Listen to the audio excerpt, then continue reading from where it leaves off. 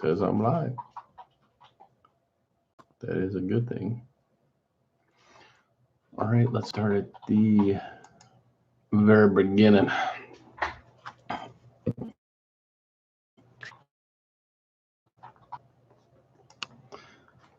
Welcome to the Wednesday edition of your Daily Nerd Brief. I am Troy Stegner of Talk Nerdy to Me, and I'm going to give you all the nerdy news that's worth knowing. Let's start off with Graham McTavish. You probably know him from, if you're a woman, you probably watched Outlander and saw him. If not, you probably saw him on Preacher. He's a Saint of All Killers. He's also going to be in the Netflix series Lucifer. He's going to be playing a preacher who is hell-bent on saving his congregation from the devil. His name will be Father Kenley. They've also cast, if you didn't know, Enbar Lavi from Imposters to be Eve. So we're going to get Eve in season 4 also. Fox unceremoniously canceled Lucifer a while back, mostly because they didn't have a ownership stake in it. They're starting to cut back on that stuff with the Disney acquisition. Netflix was quick to pick it up. So Netflix will be producing season 4 of Lucifer, which is good. A lot of people were very surprised when it got canceled. At the end of last season, we saw that Lucifer revealed himself to his love interest, Detective Chloe, there on the show. So now we get to see how she's going to respond to that. He's been telling her he's the devil for the whole time. Now maybe she'll believe him. Okay, Dora the Explorer. We talked about Eva Longoria being cast yesterday. Well, we have another casting choice here. Michael Pena. You probably saw him in Ant-Man. He was the guy who had the business that told the long, drawn-out stories. Michael Pena will be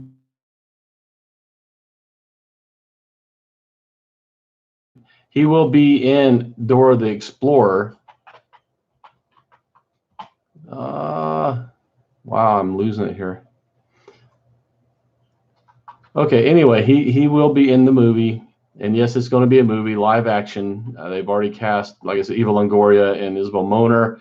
Now they have Michael Pena in Dora the Explorer live action movie. Another live action movie I didn't think I would ever see, DC's Doom Patrol. They're doing it live action, like I said. They have cast none other than Brendan Fraser to be the voice of Robot Man. Robot Man, if you didn't know, is one of the members of Doom Patrol who's been in every iteration of Doom Patrol. He's the one thing that's been constant.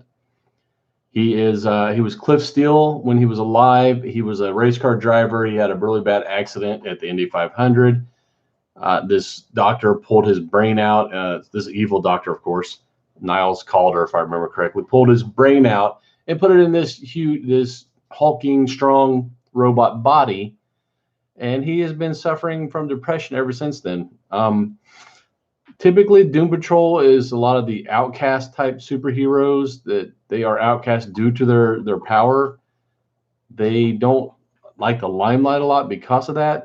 But now we're bringing them in with Titans, Teen Titans. They're going to, I think, episode 5. Going to have a little introduction to Doom Patrol there before Doom Patrol gets their own series. So we will get to see them in Titans episode 5. I don't know if they've got the storyline yet. The original group was Robot Man, Negative Man, Elastigirl, and Crazy Jane. Let's see. But the membership has changed over the years, depending on who's writing them. We will see. It's going to get 13 episodes. I would prefer they use the original lineup. That was my favorite. But Doom Patrol at least has Brendan Fraser, who I love him as an actor. Speaking of actors, Natalie Portman is going to be playing dual roles in her upcoming movie about Dear Abby and Ann Landers. You young kids might not know who they are, but they were self-help columnists, really popular when I was growing up, and prior to that, they were twin sisters. Dear Abby and Ann Landers, a lot of people don't know, were twin sisters. They were brought up doing the exact same things. Their parents were really neurotic about that. They even dressed them the same and kind of creepy. But they grew up to both have their own not talk show, but their own self-help article sections and different papers until one of them decided to kind of do her own thing with the column, and then they got really competitive. They were competitive professionally, but they still had that family love with each other. There's no date for this. Like I said, it just announced that Natalie Portman will be playing both roles, twin sisters, so it makes sense. iZombie is coming back for its 5th and final season. They are bringing in a big name. I wouldn't say a big name actor, but he's a big name. You'll know who I'm talking about. Kareem Abdul-Jabbar will be in the 5th season. He's one of the city councilors, I believe, that stayed in the city after they erected the wall when they found out about how many zombies are actually in Seattle. Kareem Abdul-Jabbar, he has acted a little before. He played himself in Airplane. I don't know how big of a stretch that was. But also in Game of Death, he was cast with Bruce Lee. He was one of the guys that Bruce Lee had to whoop to get to the big boss, and of course he did.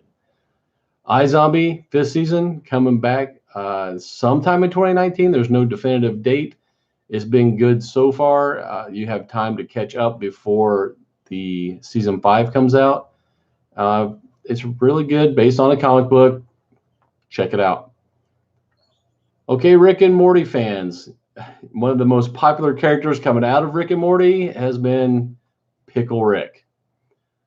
So popular, in fact, that he's going to get his own title from Oni Press in November. You'll get to see Rick and Morty Presents Pickle Rick. Wow. Yeah, it's I'm going to read at least the first one to give it a chance to see if it's as good as the rest of the series. Yeah, November, Pickle Rick from Oni Press. How many people here remember Galaxy Quest, the movie? Tim Allen, raise your hands. Yeah, great movie. They've been trying to make it a TV series forever. It seems like ever since the movie came out, they've been trying to make a series. It looks like that is still the plan. I guess we're a little closer now. They just didn't want it to be a reboot for the sake of a reboot. I'm guessing from what I'm reading that they're going to bring in a new cast, but there will be cameos from the old cast. I guess those aliens kind of stay around and are introduced to the new cast of Galaxy Quest. Like I said, still in the works. No date. No casting, just they want everybody to know that, hey, we're still working on this. Walking Dead fans, season 9 coming up. A lot of changes I've been telling you about going to happen in season 9. Lauren Cohen and Andrew Lincoln leaving the series. Now we're finding out that Daryl is going to get a couple new weapons because the crossbow, it kind of sucks for up close combat, and you can't reload it very quickly. So the crossbow is kind of a one shot and done. Then you need to drop it and go hand to hand. They're giving Daryl some custom made Bowie knives, the saw edged Bowie knives with the little ring on them, so he can spin them around his finger and then change direction of how he's going to be stabbing. So Daryl's going to be a little more deadly up close. I'm sorry, it's coming back October 7th, not 2019. So we'll get to see that here in October. Daryl with his new weapons, because the crossbow, I never understood how that was a viable weapon when you're fighting up close and zombie hordes. And so yeah, they finally got smart. The Punisher, in the latest issue of the Punisher, he kills a major Marvel villain. When I say major, he's a well-known villain. He's not been used a lot lately, and he's been dead before. So the Punisher, he had the War Machine armor for a while after they thought Rhodey was dead, but then Rhodey came back. They convinced him to take off the armor and give it back, but he still had the taste of going after these higher-powered superheroes rather than just street-level drug dealers. So he puts his eyes on Hydra because the evil Steve Rogers is the one who kind of persuaded him to join Hydra, thinking he was doing the right thing. Found out he wasn't, so he's a little upset. He's going after Hydra. He wanted to get Hydra Cap, but he's still in that prison way out in the middle of nowhere, and the Avengers stopped him from busting in and killing Hydra Cap. So he decided he's just going to end Hydra because Hydra is trying to take over. They got a country called Begalia they're taking over, and they want to get it into the United Nations.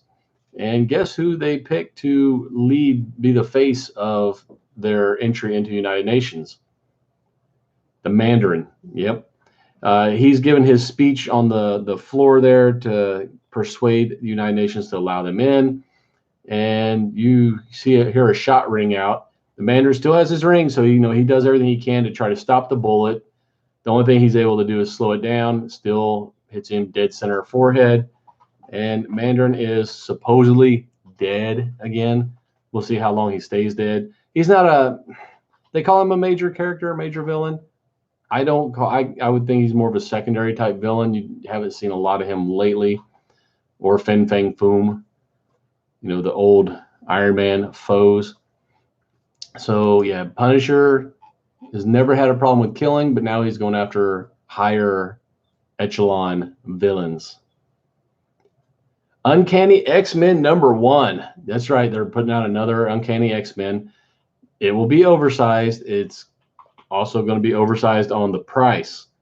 It is going to be 72 pages. Like I said, oversized. That's like maybe 3 normal issues because normally we're 24 or so. Wow. $8 for 72 pages. I guess that's not a bad price when you pay per page. What is going to hurt people's wallets is, in their infinite wisdom, they are making this a 10-part weekly epic. I mean, after the first one, they're going to drop back down to $3.99. That's $4 a week for 10 weeks in a row. A lot of people who are on a budget with their comics, they're going to have to make some hard decisions on what they're going to get for those couple months. Why, Marvel? I know you want to put the story out quick, but why do weeklies? Please stop doing weeklies. So yeah, that will be coming out here in November. You will be able to pick up your Uncanny X-Men #1. Marvel Knights. I don't know if you guys remember Marvel Knights. That's a lot of people say that's what saved Marvel from total bankruptcy, because back in the late 90s, when they were just selling off all their licenses because they were hurting for money, along comes Joe Quesada with his and Jimmy Palmiotti, if I remember correctly, with their event comics. Marvel said, hey, can you do this, do some comics for us? And what they came up with was non-canon, non-timeline dependent continuity. Didn't care about continuity. They just made a bunch of really good standalone stories under the Marvel Knights imprint. They used some of the less used characters at that time, which was like Black Panther and Daredevil and Punisher. Back then, they didn't get used a lot, and they picked those guys up and made standalone stories from those guys. It did so well, Marvel pulled in Joe Quesada to be like their editor, and that's where he's still working. Late 90s until now. Marvel Knights, they're coming back out again. Marvel Knights #1. They're calling it Marvel Knights 20th because it's the 20th anniversary of Marvel Knights. #1 is going to be about Daredevil. He has gotten amnesia or something, doesn't remember who he is or the fact that he is Daredevil. And he's starting to, throughout the comic, he's starting to remember who he is, but he needs to remember quick because the big bad villain is coming. Veronica Mars. How many people watched Veronica Mars back in the day? Yeah. How about the movie? They kickstarted enough money to make Veronica Mars movie, which didn't do very well at the box office. A couple million was all it made. So it was a good series. A lot of people loved it. I think it ran for 3 or 4 years. They are now talking about rebooting that series. Kristen Bell, who currently is working on The Good Place, which is another good TV show if you've not been watching, they want to kick it off as like a short series, kind of like a HBO's True Detective thing with Veronica Mars, which she was a detective, so it makes sense. They are going to be pushing this through Hulu.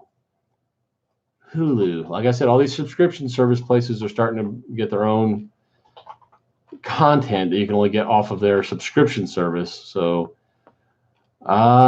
cable guys, the writing's on the wall. Cable is dying. It's all going to go subscription service. You better up your bandwidth so you can watch all these shows. We have a sports crossover with Marvel and NFL. And from what I'm reading, it looks like a pretty good crossover. You got the New York Jets, whose primary color is green. They are going to be using the Hulk throughout the 2018 season. And they're kicking that off with their October 21st game is going to be Hulk versus Thor. And that's because they're playing the Vikings. So they got a little tie-in there. That's kind of a cool little tie-in, you know. Everything's going to be Hulk themed through October. They're going to be playing the Vikings, so it's Hulk versus Thor. They want everybody to green out where they're green. They are doing this as a multifaceted partnership. And what that means is they're going to be giving away special edition of comics at the game, game day collectibles like bobbleheads and stuff. These things are, I'm sure, going to hit eBay the very next day for a high price because they're not going to be that easily to get for other people. It looks like the October 21st versus the Vikings, they're going to have a new exclusive 16-page comic written by Fabian Nicieza, who is co-creator of Deadpool, if you didn't know. He's a longtime Jersey native and a Jets fan, so we won't hold that against him. But that's just one of the cool things they're giving away at these games. The first 15,000 fans will also receive a limited edition bobblehead. So, you know, that's limited to 15,000. That's not real limited. They will have 55,000 limited edition Hulk versus Thor posters to be given out. And a lot of those are probably going to get ruined by being thumbtacked to people's walls and scotch taped. And so that 55,000 number will probably be a lot less than that when people start trying to buy them for collectibles. They're also going to have a Hulk-themed Toyota vehicle that will be on display in the stadium. Okay, yeah, well, I can get behind that. They're going to have on October 14th in celebration of 50th anniversary of Super Bowl III, which is the one the Jets, Joe Namath, you know, guaranteed they would win, and they came out and they whooped the Colts. It's going to be available October 10th through the New York Jets app. So it's a pretty cool team up. I don't see anything but any other teams teaming up with Marvel or DC, but I'm sure if this works out well, that will happen. There's so many other tie-ins they could do. It's just crazy. Infinity Wars #5. We've told you guys about this. You know, that character Requiem, who's trying to collect all the Infinity Stones, is in fact Gamora. She was trying to release her soul from the Soul Stone. Long story how it got in there. It looks like it might have been a ruse by this character Devondra, one of the old Eldritch monster type characters that got trapped in the Soul Stone and just kind of tricked Gamora into helping free her. So, of all people, Loki's recruiting a squad of people to kind of get together and help stop Gamora and Devondra. It's a mix of heroes and villains because Loki, you know, kind of him and some of these others are kind of in that gray area. They go back and forth between villain and hero. But we're going to have Ms. Marvel, Ant-Man, looks like Kang the Conqueror, Emma Frost, the Hulk, and Loki. I mean, if that's not a motley crew that you're putting together, the only one that's halfway trustworthy would probably be Ms. Marvel. I mean, the rest of them are either villains or, if that's Scott Lang as Ant-Man, questionable. He did some time. So yeah, Loki's putting together a team to help stop Requiem / Gamora and this new creature, I guess, that they unleashed out of the Soul Stone, Devondra. Back to comics still, Death of Inhumans. We talked a little about that, the Inhumans, the Kree are coming back to erase or stop their experiment. The Inhumans were, made by the Kree. It was kind of their experiment. And then they abandoned it, and the Inhumans became what they are now. Now they have this super Inhuman called Vox that they're using to come around and just wipe them all out. They've already killed 2 prominent members of the Royal Inhumans family, Black Bolt's brother Maximus, and this is the one that hurts, LockJaw. They killed LockJaw, and everybody was hoping, he's a teleporting dog, that maybe he just uses teleportation skill to get away from them, and he wasn't actually dead. But looking at the covers for Death of Inhumans number 5, it looks pretty apparent LockJaw's done. You have Black Bolt grieving over LockJaw laying there on the floor dead on one, and the other he's standing in front of the grave of LockJaw with the headstone there. So yeah, everybody's favorite Inhuman, LockJaw. Apparently he is really, really dead. Nobody cared about Maximus, but LockJaw, for now at least, until they bring him back somehow, some way, is dead. Okay, Captain Marvel is, her movie's coming out in 2019, before the second part of the Infinity War movie comes out. They are going to have a comic book prelude, kind of showing you what her origins were and how she came about in the MCU before her solo movie comes out. It is supposedly spinning out of her origin into the Infinity War movie. So we're going to see how, Nick Fury and Maria Hill actually discovered her, I guess, and brought her into the fold, and, how she got her powers probably, and what she's going to do with those powers. So that's going to be a 32-page one-shot prelude, because the preludes are usually 1 or 2 issues. This one's a 1. Rated T for teen, so anybody can read it. It's going to come out before the movie. I don't see a date for the comic. The movie comes out March 8th, 2019, so the comic's got to come out before then. Look for it probably toward the end of this year. Zazie Beetz. Does that name sound familiar? It should. She played Domino in Deadpool 2. She is going to be in a new movie about a werewolf hunt, and it's called Slice. So what happens is this small town, she's a werewolf hunter, and for some reason, the pizza delivery boys keep getting murdered. Yeah, and I mean, it's very apparent that some kind of big thing has sliced them up. They come to find out the pizza parlor was built on a gateway to hell, right on top of a gateway to hell. So I guess that's why the werewolves are around in the town. It's also going to have Chance the Rapper and Hannibal Buress. So it's probably going to be a little comedy. Hannibal Buress, most of the time, they bring him in for comedy.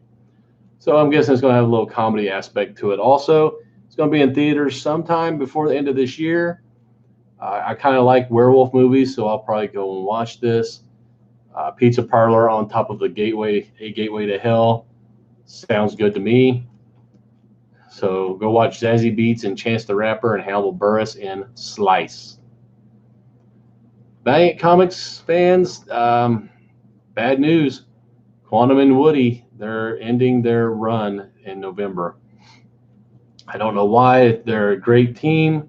I love the comic. It's got a lot of humor in it. I love Vincent Van Gogh.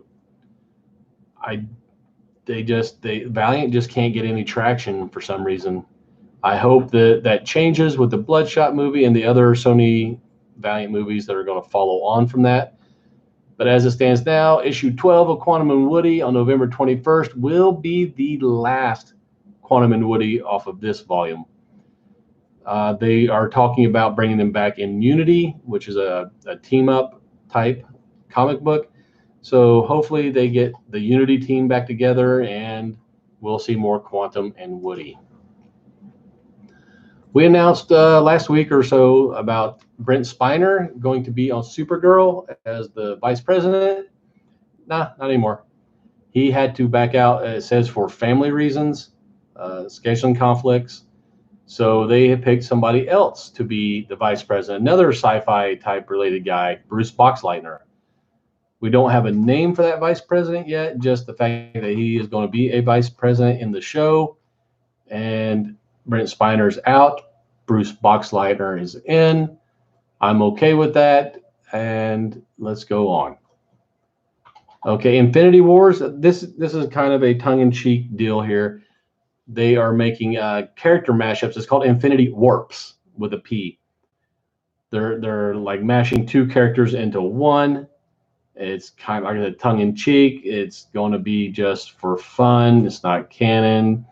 Don't get upset. It's just for, if you're not into that, don't buy it.